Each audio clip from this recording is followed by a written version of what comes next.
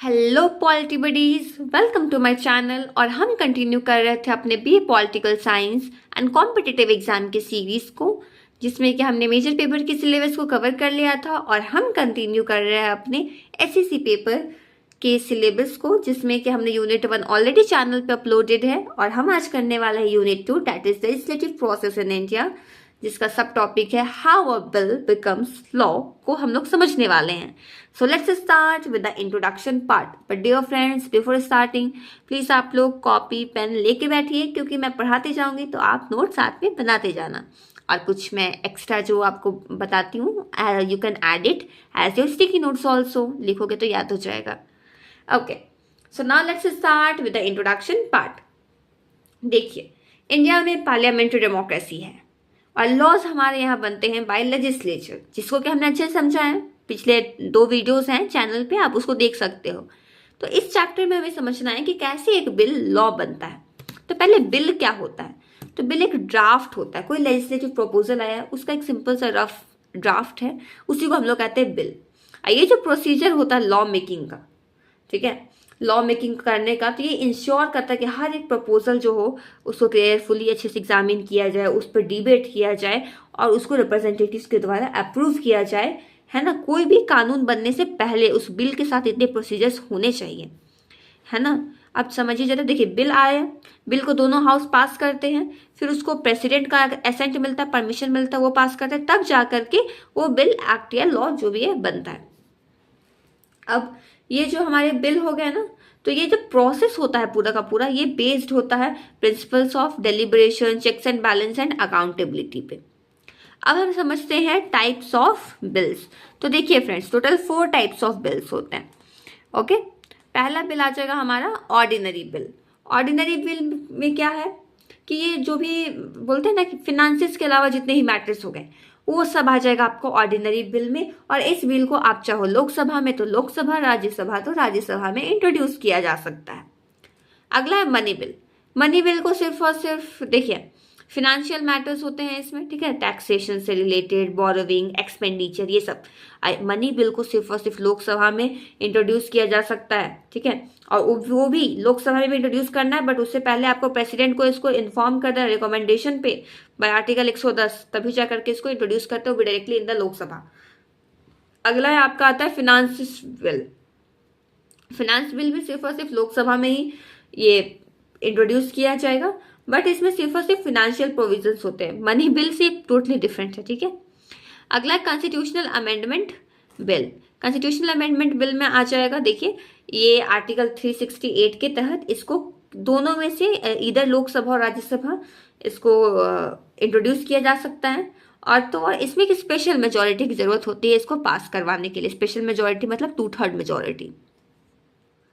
अब हम समझते हैं स्टेजेस इन लॉ मेकिंग। तो देखिए कुछ स्टेजेस हैं, एक एक करके सारे स्टेजेस को समझते हैं कैसे करके हमारा लॉ मेकिंग होता है। पहला स्टेज होता है कि बिल का इंट्रोडक्शन ऑफ बिल, जिसको हम लोग फर्स्ट रीडिंग भी कहते हैं।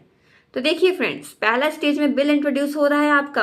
अब ये बिल इंट्रोड्यूस किया जा सकता है हमारे किसी मिनिस्टर के द्वारा या फिर कोई प्राइवेट मेंबर के द्वारा। जो अगर कोई मिनिस्टर किसी बिल को इंट्रोड्यूस करते हैं तो उसे हम कहेंगे गवर्नमेंट बिल, और अगर कोई प्राइवेट मेंबर उस बिल को इंट्रोड्यूस करता है तो हम कहेंगे उसे प्राइवेट मेंबर्स बिल। आइए जो देखिए जो भी बिल है इसे ऑर्डिनरी बिल है ना, तो हम लोग ऑर्डिनरी बिल के केस में समझ रहे हैं। तो इसको आपकी मर्जी, ये लोकसभा में भी इंट्रोड्यूस किया जा सकता है पहले, या राज्यसभा में भी किया जा सकता है। लेकिन हाँ, इंट्रोड्यूस जो आप कर रहे हो ना, क्योंकि फर्स्ट रीडिंग है तो इसमें सिर्फ और सिर्फ उसका टाइटल और ऑब्जेक्टिव को रीड आउट किया जाता है। इसमें कोई भी इस स्टेज में डिबेट नहीं होता है। अब जब टाइटल और ऑब्जेक्टिव रीड आउट कर दिया जाएगा किसी भी हाउस में, देन आफ्टर इसको गैजेट ऑफ इंडिया में पब्लिश किया जाता है। इसके बाद हमारे पहला स्टेज खत्म हो गया। अब सेकंड स्टेज में आएंगे, दैट इज सेकंड रीडिंग। अब देखिए सेकंड रीडिंग में क्या होता है, तो सेकंड रीडिंग सबसे इंपॉर्टेंट स्टेज बनता है। और इंपॉर्टेंट स्टेज इसलिए बनता है ना क्योंकि इसमें डिटेल्ड स्क्रूटनी होता है, डिटेल्ड डिस्कशंस होते हैं। तो इसमें भी सेकंड स्टेज में भी 3 सब स्टेजेस हैं। ओके, तो पहला होता है जनरल डिस्कशन। देखिए इसमें क्या हो गया, अब सबको पता चल चुका है पहले स्टेज से कि क्या टाइटल है, क्या ऑब्जेक्टिव है। तो जनरल डिस्कशन में क्या होता है कि जितने भी उसको प्रिंसिपल्स है, जनरल फीचर्स है, उसके बारे में डिस्कशन होगा। ओके, और उसके बाद इसको रेफर भी किया जा सकता है कि हाँ इसको सेलेक्ट कमेटी में भेजना है या फिर joint committee of both houses. Okay, detail examination के लिए उस हिसाब से जनरल डिस्कशन होता है। अगला में फिर क्या होगा, कमेटी स्टेज आएगा। कमेटी स्टेज में क्या होगा कि कमेटी एग्जामिन करती है इस बिल को। जिस भी कमेटी के अंतर्गत ये बिल आएगा वो कमेटी इसको क्लॉज बाय क्लॉज एग्जामिन करेगी। इवन दो कि ये लोग एक्सपर्ट्स, स्टेक होल्डर्स, विटनेसेस इसको भी बुलाते हैं उनके ओपिनियंस के लिए, और फिर फाइनली इसके रिपोर्ट को सबमिट करते हैं कुछ चेंजेस को रिकमेंड करते हुए। इसके बाद आपका तीसरा सब स्टेज क्या आता है कि कंसिडरेशन स्टेज। इसमें होगा कि जो हाउस है ना बिल को क्लॉज बाय क्लॉज कंसिडर करेगी, अमेंडमेंट्स कुछ को मूव करेगी, कुछ में वोट करेगी, और इस प्रकार से detailed and democratic scrutiny, scrutiny मतलब हिंदी में बोल तो छटाई होता है, ठीक है, बट इसमें क्या होता है कि जो भी आपका जिस प्रकार से डिस्कशंस होगा उसके बेसिस पे निकाला जाएगा कि हाँ जी कुछ गलत है तो उसको साइड करो, कुछ को ऐड ऑन किया जाए। तो ये हो गया हमारा कंसिडरेशन स्टेज। इस प्रकार से सेकेंड स्टेज में, सेकेंड रीडिंग में भी 3 स्टेजेस हो गए ना, जनरल डिस्कशन, कमिटी स्टेज और कंसिडरेशन स्टेज। अगला हम समझते हैं stage that is third reading. तो थर्ड रीडिंग में क्या होता है कि अब जो बिल है वो फाइनल फॉर्म में आ चुका है, तो अब इसमें फाइनल फॉर्म में खूब ज्यादा डिबेट होता है। इसमें सिर्फ और सिर्फ जनरल प्रिंसिपल्स पे डिस्कशन होगा, ठीक है, डिस्कशन नहीं डिबेट होगा।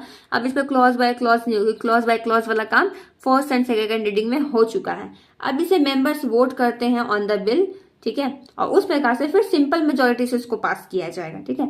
अब बस जब सिंपल मेजोरिटी से पास हो गया तो यानी कि जिस भी हाउस में, यानी कि इधर लोकसभा और राज्यसभा में आया था वहां से ये अप्रूव हो चुका है, पास हो चुका है। अगला हमारा स्टेज है passage in the other house, यानी कि अगर लोकसभा से पास हुआ तो अब यानी कि वन हाउस से पास होकर कहां चल जाएगा, टू द अदर हाउस, यानी कि अभी राज्यसभा में चल गया। अब सेकंड हाउस में भी सेम यही 3 रीडिंग्स होंगी। अब सेकंड हाउस पे भी डिपेंड करता है कि वो बिना चेंजेस किए हुए चलो उसको पास कर दिए, या फिर कुछ अमेंडमेंट्स वो सजेस्ट कर सकते हैं, या फिर इस बिल को रिजेक्ट कर सकते हैं, या फिर इस पर कोई एक्शन वो ना ले, ठीक है। लेकिन इन केस अगर दोनों हाउसेस में डिसएग्रीमेंट हो जाता है तो फिर क्या, तो फिर ज्वाइंट सिटिंग बिठाया जाता है पार्लियामेंट का ऑफ आर्टिकल 108। इसमें प्रेसिडेंट इसको समॉन करते हैं and presided by the speaker of Lok Sabha. अब यहाँ पे जो भी मेजोरिटी का डिसीजन होता है वही चलता है। अब आप खुद सोचो ना, मेजोरिटी में लोकसभा या राज्यसभा, ऑब्वियस सी बात है लोकसभा, तो लोकसभा की ही जनरली चलती है। अगला है अब इसका स्टेज आ जाएगा प्रेसिडेंट्स असेंट। प्रेसिडेंट्स असेंट में क्या होगा कि अब दोनों हाउस ने पास कर दिया, इसका प्रेसिडेंट के पास जाएगा और फिर प्रेसिडेंट इसको पास करेंगे। अब देखिए प्रेसिडेंट क्या कर सकते हैं वो समझते, देखिए प्रेसिडेंट या तो उसको असेंट कर दे कि हाँ जी पास करो, तो वो लॉ बन जाएगा। विदहोल्ड असेंट यानी कि उसको मतलब अपने पास रख सकते हैं, अभी कुछ समय के लिए बोलते हैं ना कि वेटिंग में डालना, तो एक प्रकार से वो रिजेक्ट ही होता है, जो कि जनरली रेयरली इसका यूज होता है। और अगला रिटर्न द बिल, यानी कि वो बिल को रिटर्न कर सकते हैं कि इसको भैया रिकंसिडर करो थोड़ा, ठीक है, इसमें कुछ चेंजेस वगैरह लाओ एंड फिर वापस मेरे पास भेजना है इसको। ये कुछ ही बिल्स में कर सकते हैं हमारे प्रेसिडेंट में, मनी बिल में वो ऐसा नहीं कर सकते हैं, क्योंकि मनी बिल थोड़ा जल्दी करना होता है ना कवर। अगला है stage that is publication in the gazette. अब प्रेसिडेंट ने असेंट दे दिया, बिल जो है एक्ट ऑफ पार्लियामेंट बन गया, अब उसको पब्लिश किया जाएगा ऑफिशियल गजेट ऑफ इंडिया में, एंड फ्रॉम दैट डे ये जो है एक कानून बन जाएगा, उसी स्पेसिफाइड इन द एक्ट, वो डेट में जो लिखा था उसी दिन से वो आपका जो बिल है वो एक एक्ट बन गया, यानी कि अब वो एक कानून बन गया है। अब हम समझते हैं ये मनी बिल का प्रोसीजर, ठीक है, क्योंकि ये हमने ऑर्डिनरी बिल का समझा, मनी बिल का स्पेशल केस होता है उसको समझते हैं। So procedure for money bills special case. तो देखिए इसमें क्या होता है कि जो हमारा मनी बिल है सिर्फ और सिर्फ लोकसभा में ही इंट्रोड्यूस किया जा सकता है, वो भी पहले प्रेसिडेंट के रिकमेंडेशन पे। इवन दो अगर लोकसभा से जब ये पास हो जाता है तो ये राज्यसभा के पास जाती है, राज्यसभा इसको सिर्फ और सिर्फ अपने पास 14 डेज तक रख सकती है, रिकमेंड करना है कोई चेंजेस तो करो, क्योंकि लोकसभा के पास वो उसकी मर्जी, वो इसको एक्सेप्ट करे ये रिकमेंडेशंस को या फिर वो रिजेक्ट करे। अगर आप 14 डेज में उसको पास नहीं करते हो तो ऑटोमेटिकली उसको पास समझा जाएगा और इसको फिर प्रेसिडेंट के पास भेजा जाएगा, और प्रेसिडेंट को भी मस्ट असेंट, उसको जरूर जल्दी ही उसको परमिशन देना पड़ेगा और फिर ये लॉ बनेगा। मनी बिल्स में कोई बोलते हैं ना कि देरी नहीं चलती है, इसको थोड़ा जल्दी करना पड़ता है, टाइम इसके लिए कम होता है। अगला है कोई कॉन्स्टिट्यूशनल अमेंडमेंट बिल्स है। अब उसका क्या प्रोसीजर होता है, देखिए कॉन्स्टिट्यूशनल अमेंडमेंट बिल्स आर्टिकल 368, इसको भी आप, इसमें क्या है कि इसको आप किसी भी हाउस में आप इसको इंट्रोड्यूस कीजिए, लेकिन हाँ इसमें एक स्पेशल मेजोरिटी की जरूरत होती है, यानी कि पहला तो majority of total membership of house, यानी कि हाउस में मान लीजिए टोटल जितने मेंबर्स हैं तो उसकी मेजोरिटी उसमें मेजोरिटी में चाहिए, यानी कि 50+1। और एक होता है स्पेशल मेजोरिटी, यानी कि जितने मेंबर्स भी प्रेजेंट है उसमें से 2/3 मेंबर्स का हमें एसेंट चाहिए होता है। इसके अलावा कुछ कुछ अमेंडमेंट जो होते हैं उसमें तो जो at least half of the state legislature है उसके परमिशन की भी जरूरत पड़ती है।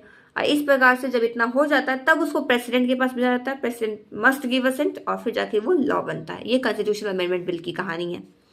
अगला है, अब ये जो लॉ मेकिंग प्रोसेस हो रहा है इसका इंपॉर्टेंस क्या है। तो देखिए फ्रेंड्स, पहला है कि देखिए कोई भी लॉ बनने से पहले अगर इतना इतना डिबेट्स हो रहा है, जब डिबेट हो रहा है, डेलिब्रेशंस हो रहे हैं, तो ऑब्वियस सी बात है ना, कुछ तो सही ही बनेगा, इतने लोगों का जब सजेशंस है तो। और तो और जब इतना लंबा process, first reading, second reading, third reading, इतने सारे प्रोसेसेस हो रहे हैं, फिर पास हो रहा है, दूसरे हाउस में जा रहा है, फिर प्रेसिडेंट के पास जा रहा है, बंगाल, फिर हमारा गजेट ऑफ इंडिया में पब्लिश हो रहा है, बहुत लंबा प्रोसेस है।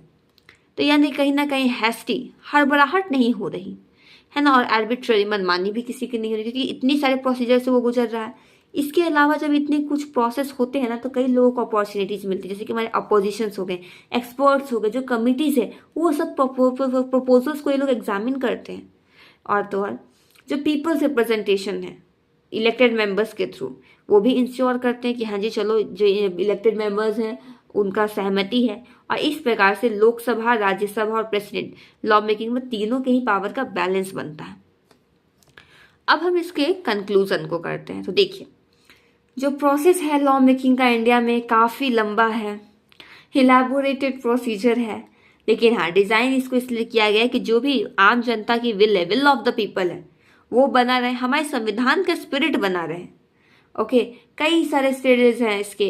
इंट्रोडक्शन होता है बिल का, फिर उसकी स्क्रूटनी होगी, खूब डिबेट होगा, फिर अप्रूवल होगा दोनों हाउसेस से, फिर प्रेसिडेंट उसको असेंट करेंगे, तब जाके ये बिल एक कानून बनती है। दिस लॉ मेकिंग प्रोसीजर जो इंडिया में है ना, ये बोलते ना कि अपने साथ में embodies the principle of democracy, accountability, constitutionalism का, ये सब के विचारधारा अपने साथ लाती है।